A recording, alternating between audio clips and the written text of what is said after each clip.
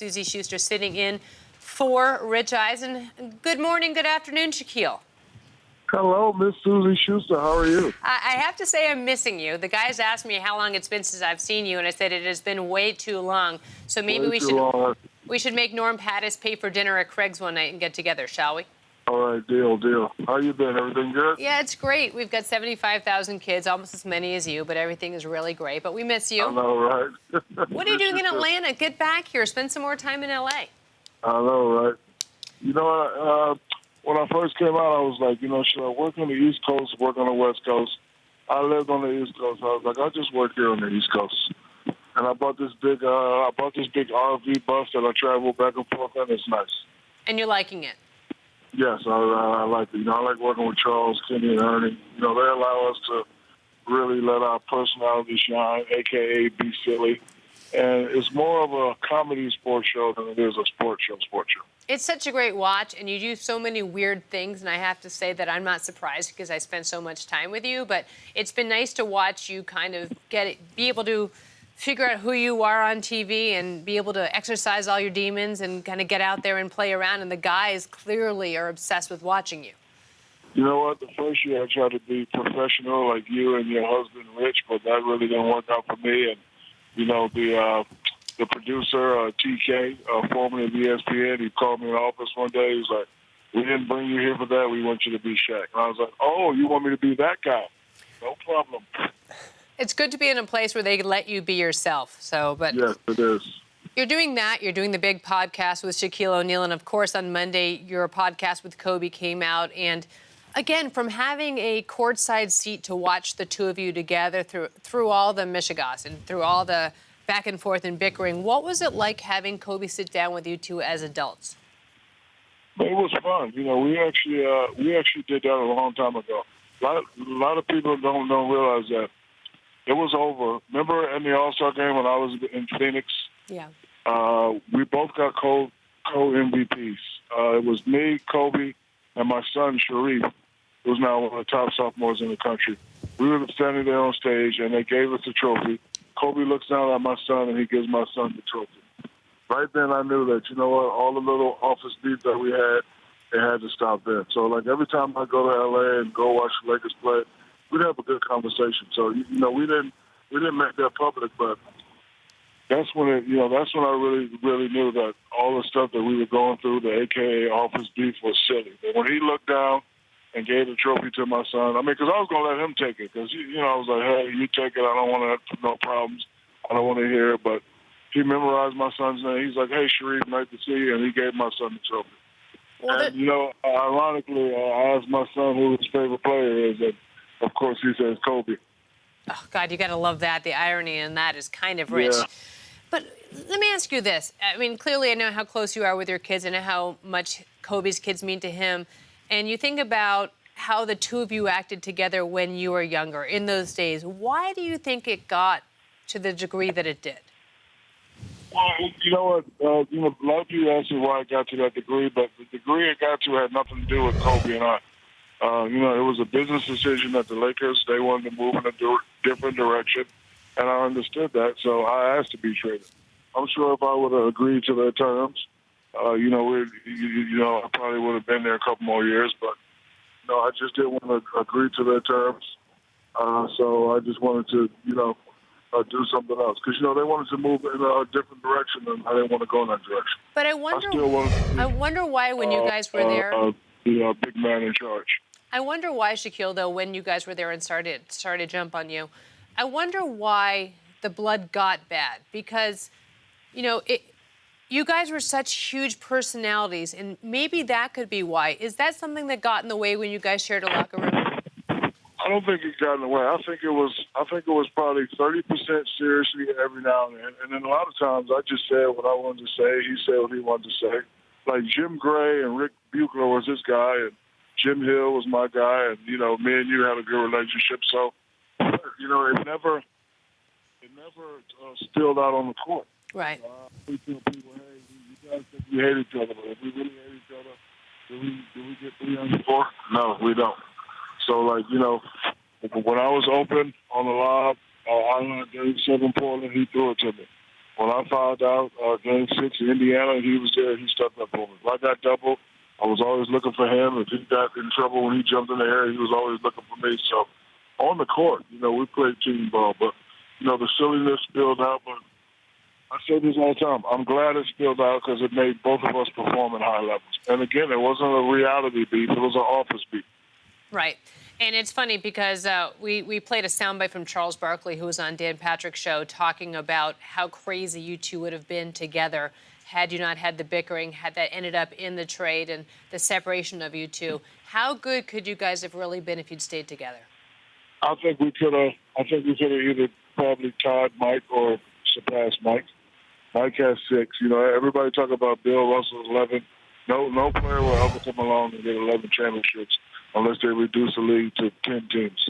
So you shouldn't even bring Bill up. So now Mike, when you talk about the pinnacles of championships, you always got to go with Mike. So Mike has 6. I think we could have either tied that or got that. But if it was a 5th, we'd all be drunk, Susan. Isn't that the truth, by the way? And Shaquille O'Neal joining me, Suzy Shuster, on The Rich Eisen Show. Michael Jordan also did say, when asked about the 5 all-time greatest Laker players taking on the Bulls' all-time 5 greatest, he said, "I think we would have killed them." Thoughts on that? Well, in life, there's a pecking order. Mike is the man. Mike can say what he wants. It's his opinion. I'm not going to disrespect his opinion, but it's my opinion that we would have beat them. See, the reason why I jumped on Scotty because he built the pecking order status. See, Mike said a comment. My return was, okay, Mike, that's the way you feel. This is the way I feel.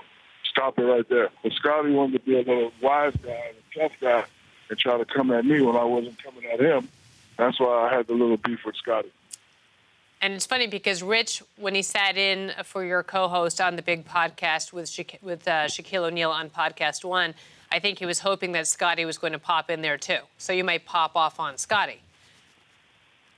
Well, it's not that I was, popping up on Scotty. Scotty made it personal when he dragged my name in. Like I wasn't, pointing at him or Mike or Rodman.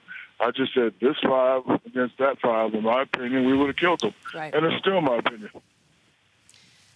Curious to you about Phil Jackson's situation in New York. Michael Jordan also said that if he had to name the most influential coach that he had, who would it be? He said Dean Smith, and that Phil Jackson was lucky that he played for Dean Smith. Who was your most influential coach?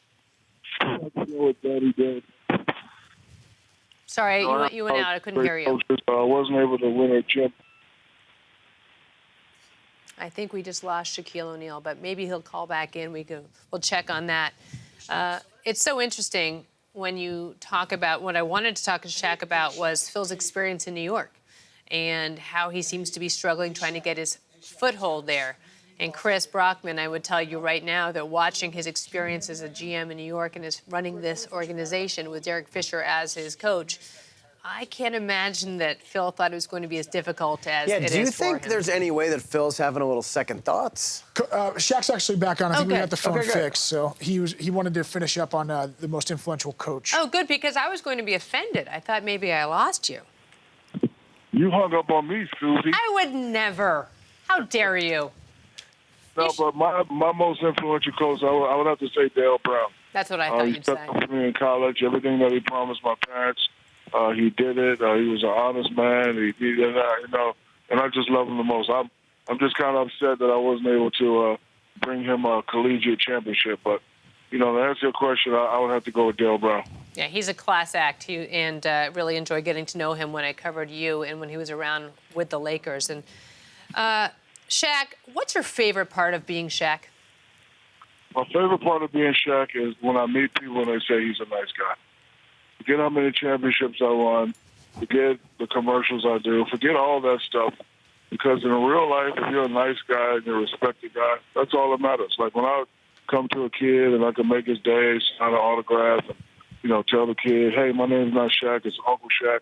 That's what it's all about. Because you can't play basketball forever, but you could be a nice person forever. So as long as people say, hey, Shaq's a nice guy, I'm happy with that. You don't ever have to run off my stats or run off how many championships I got.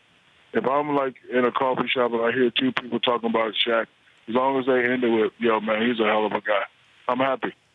I would have to say, in all the time that I spent with you, I was always so impressed. You always took the time to talk to little kids whenever there were people down there to meet you that something was going on in their life, if they were Make-A-Wish or whomever they were. But even if they were just people on the street when I traveled with you on the road during the playoffs, you always made time to shake someone's hand and to be nice to them. And I thought that was so important. And I do believe, contrary to what Charles Barkley would say, I do believe that athletes are role models. And for you to take the time, and you always did, even when you were in a bad mood, and I saw plenty of those, but I'm saying you always took the time to be nice to people. And that's something that I really feel like athletes need to see.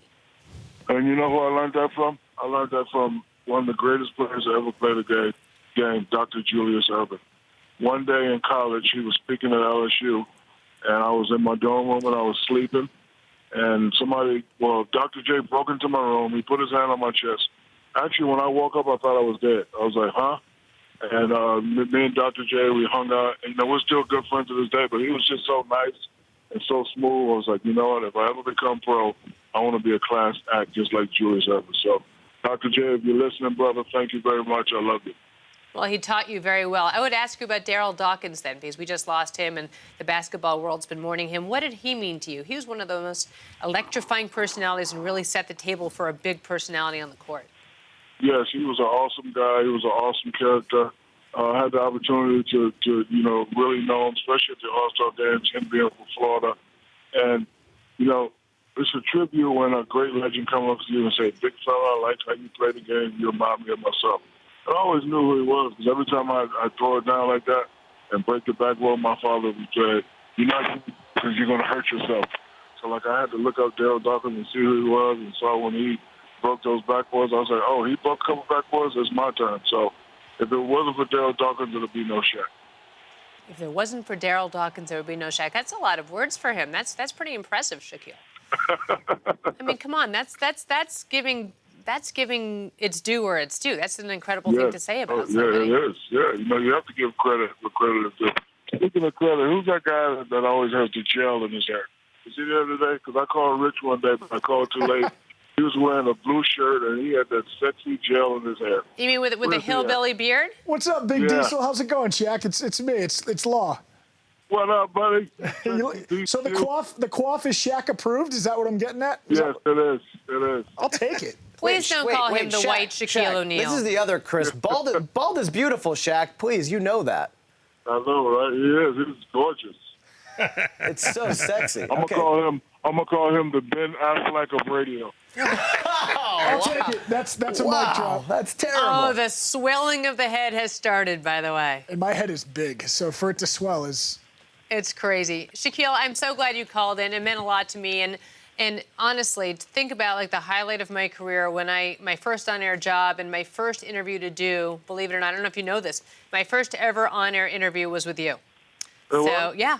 And let me set this up for you, because I don't know if you remember this. Do you remember we used to do the little dancing thing behind the hot chicks in L.A.? Yeah. The ones who are a little bit more, endowed.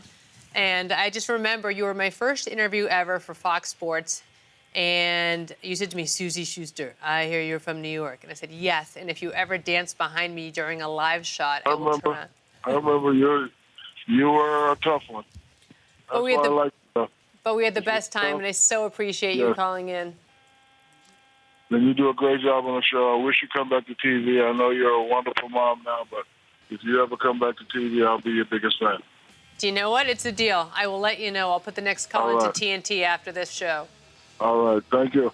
Thanks, Shaquille. Appreciate your time. Right. The Rich Eisen Show, weekdays at noon Eastern. On Audience.